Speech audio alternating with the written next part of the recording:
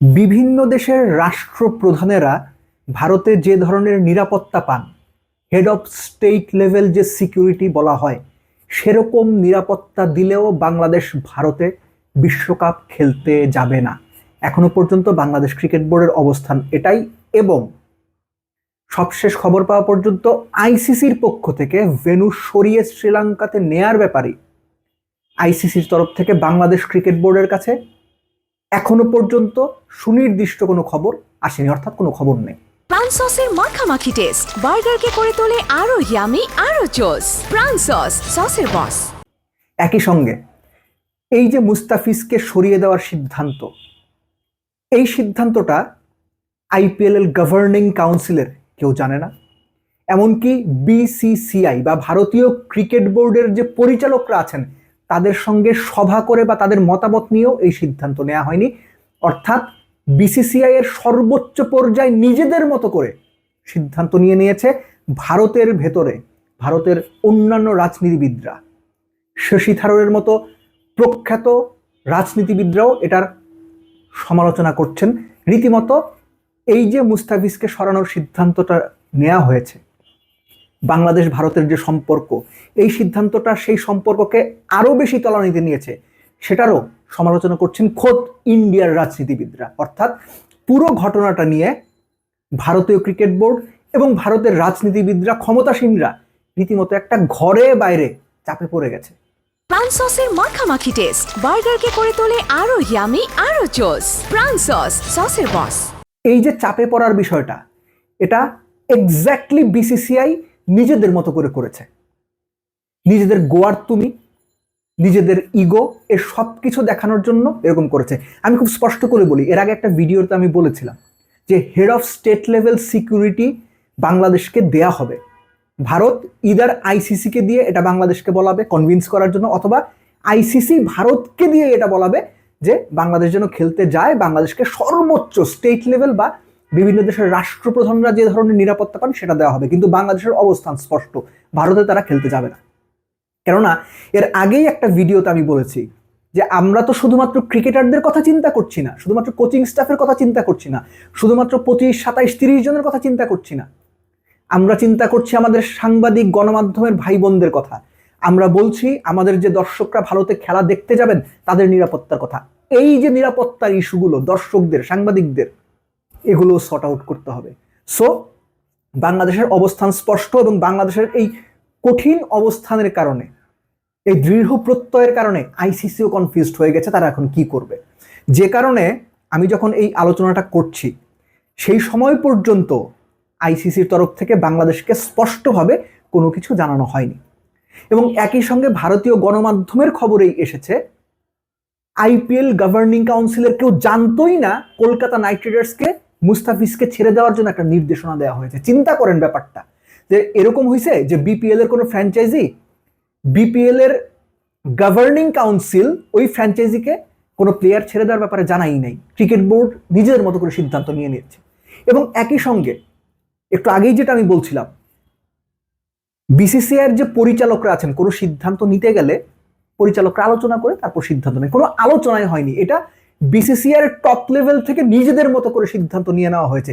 এবং এই সিদ্ধান্তটা একটা গোয়ার তুমি সিদ্ধান্ত, অবিবেচনা প্রসূত সিদ্ধান্ত, কাণ্ডজ্ঞানহীন সিদ্ধান্ত ছাড়া আর কোনো কিছু না। আমি বলছি না, ভারতের প্রখ্যাত রাজনীতিবিদ এবং এখনো পর্যন্ত ভারতীয় রাজনীতিতে যে কয়জন মানুষের সুনাম রয়েছে, প্রজ্ঞা রয়েছে, সেই শশী থারুর আপনারা অনেকেই হয়তো নাম শুনেছেন। তিনি একটা সময়ে জাতিসংঘে ভারতের স্থায়ী প্রতিনিধি ছিলেন, অনেক পড়ালেখা জানা মানুষ, সহজ কথায় অনেক বড় মানুষ। তিনি পর্যন্ত এই ব্যাপারটাকে অ্যাড্রেস করেছেন। তিনি বলছেন এটা ঠিক হয়নি, এটা ভারতের অসম্মান হয়েছে। শশী থারুর আরেক ধাপ এগিয়ে বলেছেন এটা কি শুধু একজন ব্যক্তি মুস্তাফিজ বা একজন ব্যক্তি ক্রিকেটার, নাকি তার দেশ, তার ধর্ম এখানে প্রাধান্য পেয়েছে, ইন্ডিয়াকে আমরা কোথায় নিয়ে যাচ্ছি। সো শশী থারুরের মতো লোকজন যখন সরকারকে বা ভারতীয় সরকারকে উদ্দেশ্য করে এই ধরনের কড়া ভাষায় কথা বলেন, সেটা আমাদের বিবেচনায় নিতে হবে, অ্যাড্রেস করতে হবে। অর্থাৎ নিজেদের ঘরের ভেতরে, নিজেদের দেশে এখন মুস্তাফিজ ইস্যুতে ভারত সমালোচনার মুখে, ভারতীয় ক্রিকেট প্রশাসন সমালোচনার মুখে, কাঠগড়ায় দাঁড়িয়েছে, ভারতীয় সরকার কাঠগড়ায় দাঁড়িয়েছে। আপনাদের মনে থাকারই কথা যে সাবেক প্রধানমন্ত্রী বেগম খালেদা জিয়ার মৃত্যুর পর তার যে জানাজা হলো, সেখানে ভারতের পররাষ্ট্রমন্ত্রী সুব্রমণিয়াম জয়শঙ্কর এসেছিলেন। বাংলাদেশের রাজনৈতিক বিশ্লেষকরা বলছিলেন হয়তো দুই দেশের সম্পর্কের যে অবস্থা সেটা উন্নয়নের একটা বার্তা নিয়েই হয়তো তিনি এসেছেন। এখন কি হইল? অর্থাৎ যে পরিস্থিতি তৈরি হয়েছিল এই মুস্তাফিজের ঘটনার কারণে, সেই পরিস্থিতি আবার 100 কদম পিছিয়ে গেল। বাংলাদেশ এটা ভালোভাবে নেবে না, নেওয়ার কোনো কারণও নাই। বাংলাদেশ নেয়নি, আমরা কেউই এটা ভালোভাবে নেব না। খোদ ভারতের অনেকেই এটা ভালোভাবে নিচ্ছেন না। ভারতের গণমাধ্যমের অনেকের কথা আপনি শুনবেন, রাজনীতিবিদদের কথা তো আমি বললামই। ঠিক একই সঙ্গে বাংলাদেশ ব্যাংকের সাবেক গভর্নর এবং এখন অর্থ বিভাগের যে উপদেষ্টা রয়েছেন, তিনিও বলেছেন এটা নিউটনের সূত্রের মতো, অর্থাৎ প্রত্যেক ক্রিয়ারই একটা সমান এবং বিপরীত প্রতিক্রিয়া আছে। এবং বাংলাদেশ কিন্তু আগে কোনো রিয়াকশন দেখায়নি। বাংলাদেশের দিক থেকে কিন্তু কোনোভাবেই ফার্স্ট অ্যাটাকটা ছিল না। বাংলাদেশ শুধুমাত্র যেটা বাংলাদেশের সঙ্গে করা হয়েছে, যে অপমানটা করা হয়েছে, যে অনাকাঙ্ক্ষিত পরিস্থিতি তৈরি করা হয়েছে, শুধুমাত্র বাংলাদেশি ক্রিকেটার হওয়ার কারণে যেভাবে মুস্তাফিজকে ডিফেন্ড করা হয়েছে, বাংলাদেশ শুধু সারা রিয়াকশনে ঠিক যেটা করার কথা, যেভাবে করার কথা, বাংলাদেশ এক্স্যাক্টলি তাই করেছে। এটাই করা দরকার ছিল, এটাই করা দরকার ছিল। সো বটম লাইন হচ্ছে, বাংলাদেশকে এখন কনভিন্স করাটা আইসিসি কিংবা বিসিসিআই কিংবা আইসিসি বিসিসিআই মিলে যাই বলা হোক না কেন, অত সহজ হবে না বাংলাদেশের কে কনভিন্স করা বা বাংলাদেশ ক্রিকেট বোর্ডকে কনভিন্স করা। কেননা বাংলাদেশ ক্রিকেট বোর্ড এখানে একা নয়। বাংলাদেশের কোটি কোটি সাধারণ জনতা, ক্রিকেট প্রেমী জনতা এই ইস্যুতে বাংলাদেশ ক্রিকেট বোর্ডের পাশে আছে, থাকবে। এবং একই সঙ্গে বাংলাদেশ সরকারের দিক থেকেও পুরো গ্রিন সিগন্যাল বাংলাদেশ ক্রিকেট বোর্ডের কাছে আছে। ভারতে খেলতে যাবে না Bangladesh cricket team, state level security দিলেও না।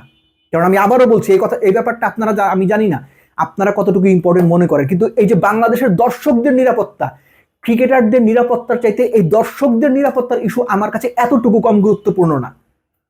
আমার দেশের একজন ভাই, একজন বোন, একজন পরিবার নিয়ে বন্ধু বান্ধব মিলে ভারতে খেলা দেখতে যাবেন, গিয়ে তার একটা মবের মুখে পড়বেন, একটা আক্রমণের মুখে পড়বেন, হেনস্থার শিকার হবেন, এইটা তো ভাই আমি মানতে পারবো না। এটা হওয়ার কোনো সুযোগই নাই।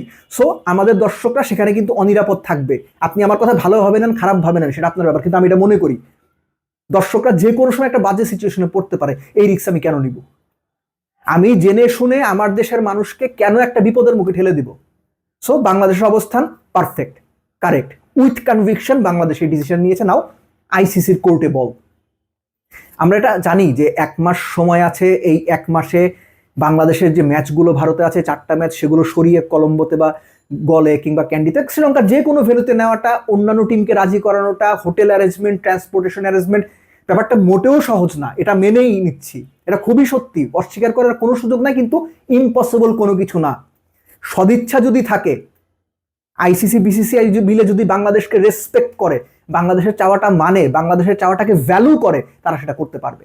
এবং একই সঙ্গে অন্য দলগুলোকে, অন্য প্লেইং কান্ট্রিজদের কনভিন্স করার দায়িত্বটাও বিসিসিআই এবং আইসিসির।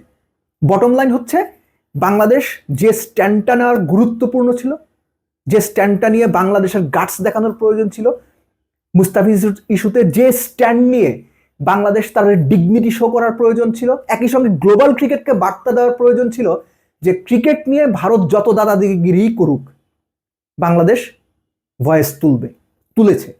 অন্য কেউ না তুললো, বাংলাদেশ তুলেছে। এবং এটা টোটাল ক্রিকেটিং ওয়ার্ল্ডে বা গ্লোবাল ক্রিকেটে একটা বার্তা যে বাংলাদেশকে কোনো কিছু বললে করলে, হ্যাঁ আমরা ছোট দেশ হতে পারি, আমাদের সামর্থ্য কম হতে পারে, আমাদের অর্থনৈতিক সামর্থ্য কম হতে পারে, আমাদের অন্যান্য ইস্যুতে আমরা পিছিয়ে থাকতে পারি, কিন্তু আপনি বাংলাদেশকে কোনো কারণ ছাড়া অপমান করবেন, কোনো কারণ ছাড়া বাংলাদেশকে ডিফেম করার চেষ্টা করবেন, কোনো কারণ ছাড়া, সুনির্দিষ্ট কোনো বিষয় ছাড়া, সুনির্দিষ্ট কোনো অভিযোগ ছাড়া বাংলাদেশকে কোনো ইস্যুতে আপনি অভিযুক্ত করবেন, এটা বাংলাদেশ মেনে নেবে না, কারো ক্ষেত্রেই না। নট নেসেসারি ভারত কিংবা বিসিসিআই, অন্য কারো ক্ষেত্রে না। সো এখনো পর্যন্ত বাংলাদেশ তার অবস্থানে অটুট আছে। বাংলাদেশ ক্রিকেট বোর্ড তাদের অবস্থানে সত্যিকার অর্থে খুব শক্তিশালীভাবে দাঁড়িয়ে আছে, যে স্টেট লেভেল সিকিউরিটিও যদি দেওয়া হয়, তবুও বাংলাদেশ ভারতে টি20 বিশ্বকাপ খেলতে যাবে না। ইদার শ্রীলঙ্কাতে খেলা ট্রান্সফার করতে হবে, প্রত্যেকটা ম্যাচ রিশিডিউল করতে হবে। বাংলাদেশ যদি পরের ধাপে যায়, সেই খেলাগুলো শ্রীলঙ্কাতে হতে হবে, নইলে thank you very much. Bangladesh যদি একটা বিশ্বকাপ না খেলে, আর্থিকভাবে হয়তো বাংলাদেশ ক্রিকেট বোর্ডের ক্ষতি হবে, আমরা একটা বিশ্বকাপ থেকে বঞ্চিত হব, আমাদের প্লেয়াররা একটা বিশ্বকাপ খেলা থেকে বঞ্চিত হবে, কিন্তু দেশের সম্মানের চাইতে এই কোনো কিছুই বড় বলে অন্তত আমি মনে করি না। দেশের সম্মান, এই জাতির সম্মান সবার আগে।